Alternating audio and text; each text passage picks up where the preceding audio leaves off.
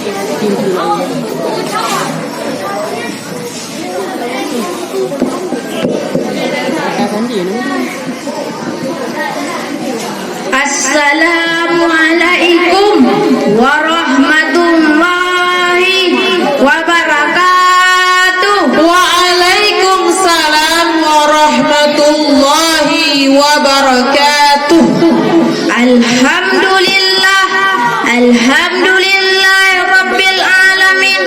Wassalatu wassalamu ala asrafil anbiya'i wal mursalin wa ala alihi wa sahbihi ajmain. Amma ba'du. Pertama-tama dan langkah yang paling utama, marilah sama-sama kita panjatkan puji syukur kehadirat Allah Subhanahu wa ta'ala, yang mana oleh Allah telah menciptakan 7 petala langit dan 7 petala bumi beserta alam dan isinya. Selawat dan salam marilah sama-sama kita sanjung sajikan kepada tokoh revolusi Islam yang bertitel Habibullah, yang berpangkat Rasulullah. Beliau adalah Nabi besar Muhammad sallallahu alaihi wasallam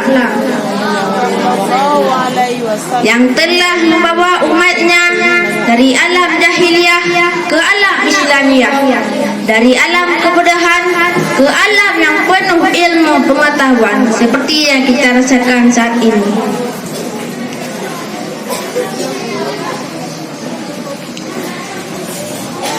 Penghormatan saya kepada pimpinan pengajian Baitul Istiqomah Tepin Raya.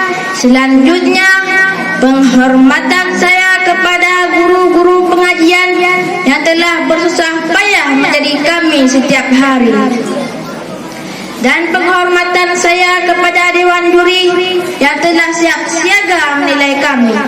Dan tak lupa penghormatan saya kepada santriwan dan santriwati dan juga para tamu undangan beserta wali murid yang telah hadir kepada tempat yang berbahagia ini. Kaum muslimin dan muslimat yang dirahmati Allah, izinkanlah sejenak waktu untuk saya menyampaikan pidato saya yang saya beri judul Ilmu Modal Kebahagiaan Dunia Sampai Akhirat. Sahabat didik yang dirahmati Allah, berbicara tentang ilmu, saya teringat sebuah pepatah yang menyampaikan perbedaan orang berilmu dan orang yang tidak punya ilmu. Hidup tanpa ilmu bagaikan malam tanpa rembulan. Kenapa?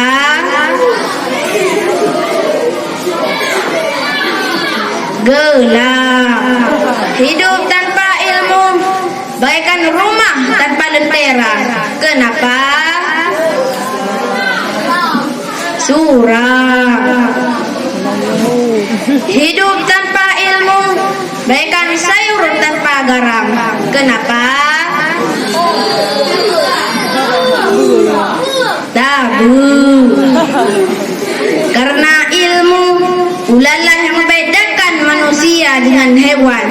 Bahkan di dalam Al-Quran Allah mensyaratkan pada wahyu yang pertama, dan kata yang pertama yang dipakai adalah kata Iqra, yang artinya bacalah. Membaca adalah cara satu-satunya untuk mendapatkan ilmu. Tanpa engkau membacanya, seseorang akan sulit untuk mendapatkan ilmu. Bahkan di dalam Al-Quran Allah menjelaskan pentingnya ilmu bagi kehidupan umat manusia, karena ilmulah akan tinggi derajatnya di sisi Allah Subhanahu wa ta'ala. Sebagaimana firman Allah di dalam Al-Quran, yarfa'illahu allazina amanu minkum wallazina utul ilma darajat, yang artinya niscaya Allah akan meninggikan derajat orang-orang berilmu di antara kamu, dan orang-orang telah diberi ilmu pengetahuan di beberapa tingkat. Kaum muslimin dan muslimat yang dirahmati Allah, bukti Allah meninggikan derajat orang-orang berilmu selalu kita lihat contohnya. Sebelum sukses menuntut ilmu, biasanya kita dipanggil Teku Muhammad Syawal. Tapi setelah sukses menuntut ilmu, lalu kita dipanggil Ustaz Teku Muhammad Syawal. Bahkan di dalam Al-Quran, bahkan nama panggilannya pun menjadi Kiai Haji Teku Muhammad Syawal. Itulah perbedaan orang berilmu dan orang tidak punya ilmu. Bahkan untuk menjadi manusia yang taat kepada Allah Subhanahu wa Ta'ala, menurut ulama ada 3 I. Yang pertama, iman. Dengan kuota iman, kita akan memiliki fondasi yang kokoh. Yang kedua, ibadah untuk realisasi. Dan yang ketiga, ilmu sebagai koreksi. Kalau iman sudah menyatu dengan jiwa kita, kalau ibadah sudah menyatu dengan diri kita, bahkan semua ilmu kita dapatkan, insya Allah kita akan jauh dari godaan syaitan.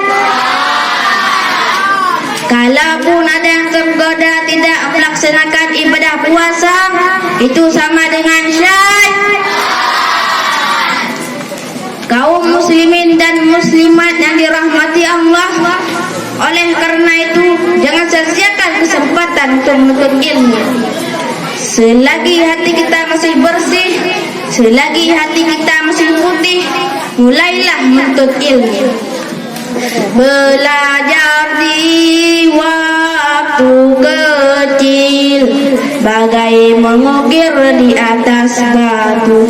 Belajar sesudah dewasa, laksana mengukir di atas air. Ilmu dunia dipelajari, ilmu akhirat wajib dituntut.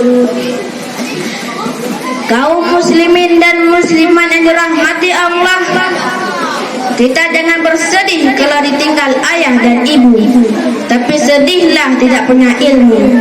Kalau dari kecil kita mendapatkan ilmu, setelah dewasa akan berguna kemana kita pergi. Adapun kesimpulan pidato singkat saya pada hari ini, silakan gantunglah cita-citamu setinggi langit. Oh, saya ingin kuliah di Belanda. Bagus. Oh, saya ingin jadi seorang gubernur yang adil. Tidak jelek. Oh, saya ingin jadi seorang ilmuwan. Sangat bagus. Tapi ingat, ketika kita kembali ke alam barzakh, hanya 5 soal yang akan ditanyakan. Bukan IPA, bukan pula matematika, tapi marrabuka. Siapakah Tuhan kata? Waman nabiyuka, waman qiblatuka, waman imanuka, dan yang terakhir waman ihwanuka. So saudara kata,